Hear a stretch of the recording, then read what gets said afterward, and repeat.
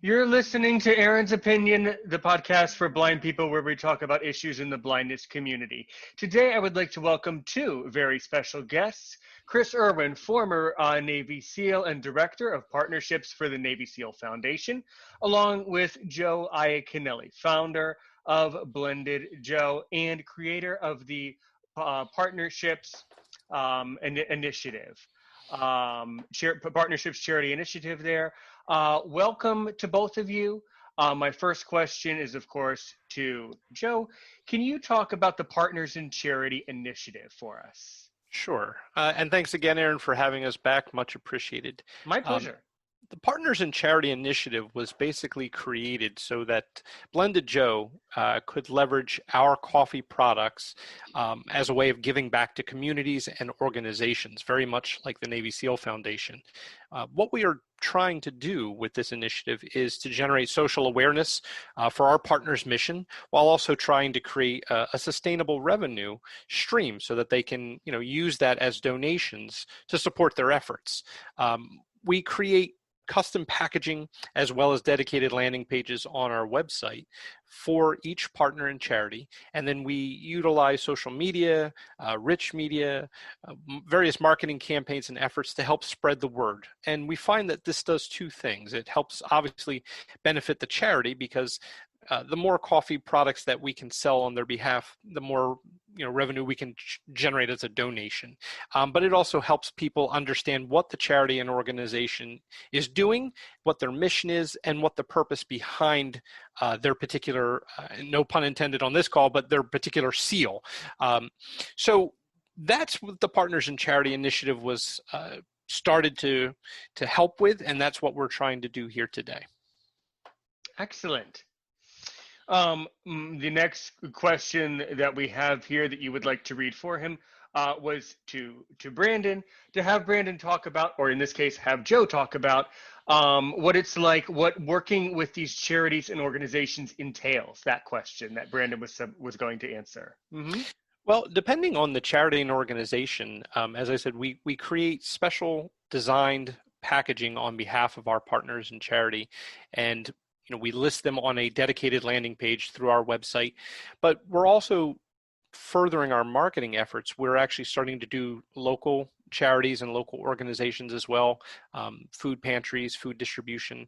With larger national-based organizations, we do our best to create a marketing buzz and awareness, again, around the mission and the purpose of the charity and organization.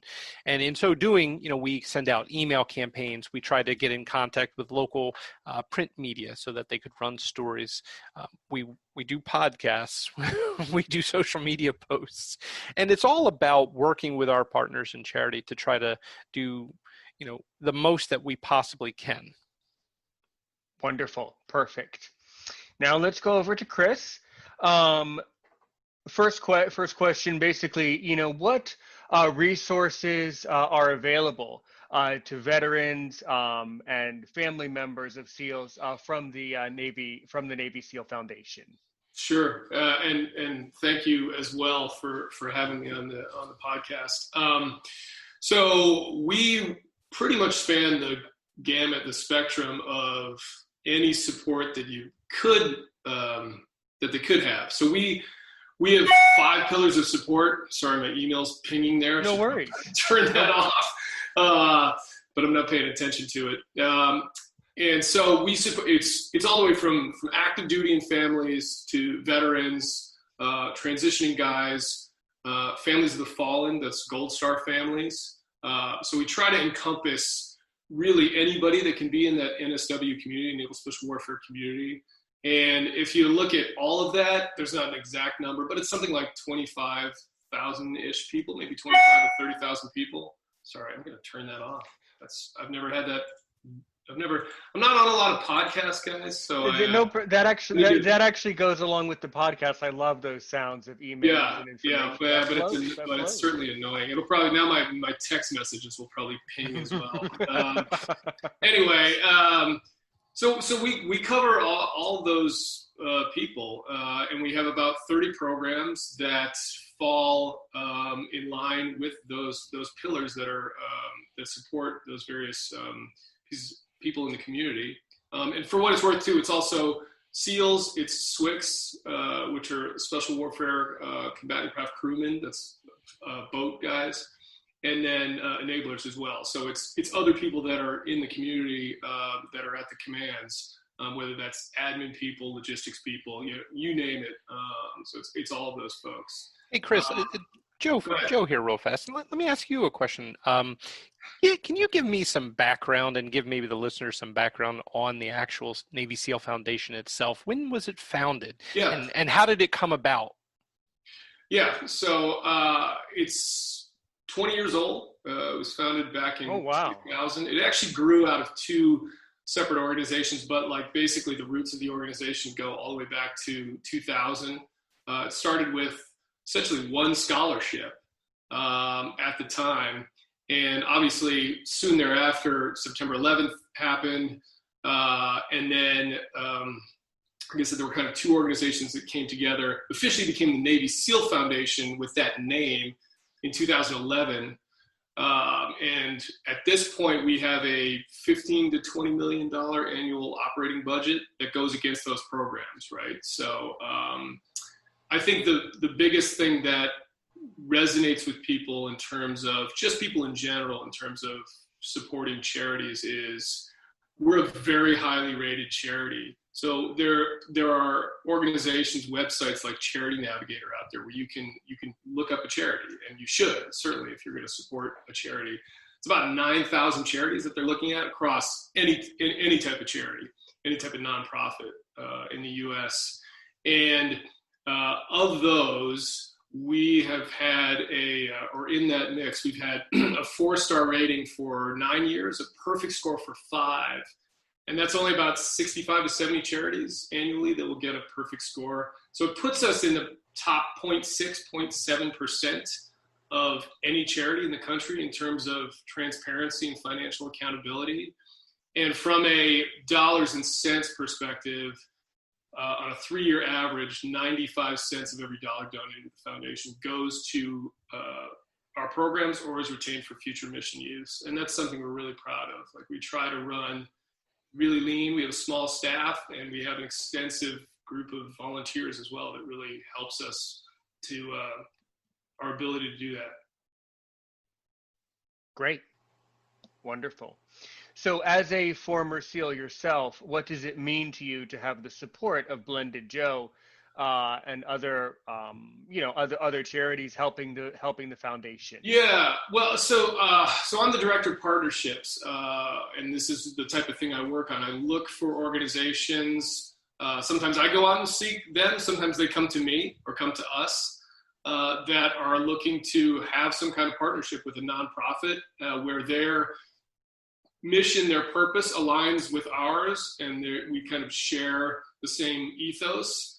And for me, I came from an organization prior to working for the foundation that did this. So I got out of the military off active duty in 2011, and soon thereafter found myself as the president of a company called Killcliff. It was a startup company. It was started by another former SEAL, and he brought me in pretty close to a year or so after they got going. So really startup stage. And his mission, his goal with that company was to be the largest contributor to the Navy SEAL Foundation. And I had never thought something like that. I had never considered the idea. I didn't, quite frankly, know a lot about business at all. So really didn't know what I was doing. But I had never thought of the idea of like, hey, you could go make a for-profit company that had a non-profit mission behind it. And I thought that was just really cool. And the fact that it was giving back to the community that he and I came from just really resonated with me as something that was powerful and could just do good across the board. It's just a win for everybody. And I spent 5 years at that company. And then when I came over to the foundation, I started trying to build those types of relationships from the other side of things. So I still maintain that relationship, but then we now have a whole bunch of other ones. One of those is the guys at Blended Joe. The way I got hooked up with them is Brandon, who unfortunately is not on the call or on the podcast here. He worked for me, at Killcliff for a few years. And we obviously were coworkers, but became good friends as well. And so when he and Joe, you can speak more to kind of how the two of you got linked up and got into this business or wanted to build this business. Yeah. But when he went over there, he was like, "Hey, I'm now, one of my projects is now this company, Blended Joe, and here's what we're trying to do. And we really want to have this sort of give back model built into our company as well." And I was like, "Great, so let's do something there." So it's just one of those things that I see it as a force multiplier for everybody. If you can have a company that's giving back, it's good for your company. It's good for like your own employees, right? It gives them purpose. It's good for your consumers because they see that you have something that you're trying to do that's bigger than just the bottom line for your company. And so I just love these types of things. I love the partnership world when it's kind of like a 1 + 1 = 3 type scenario. Yeah. When Brandon and I first founded Blended Joe, along with our partner Patrick, one of the very first things that we talked about was how Blended Joe was going to be a brand and a mission-based company that would focus on philanthropic endeavors, especially giving back to local communities and charities. And it was almost immediate. Brandon brought the Navy SEAL Foundation to my attention. And I said, "That's great." I said, "For me, it sort of resonates strongly because a lot of members in my family were former military. I never had a SEAL in my family, but my grandfather was on the USS Hornet during the Midway in the Pacific Theater. My great-grandfather was one of the original Millville Thunderbolts and flew out of Millville Airport in South Jersey.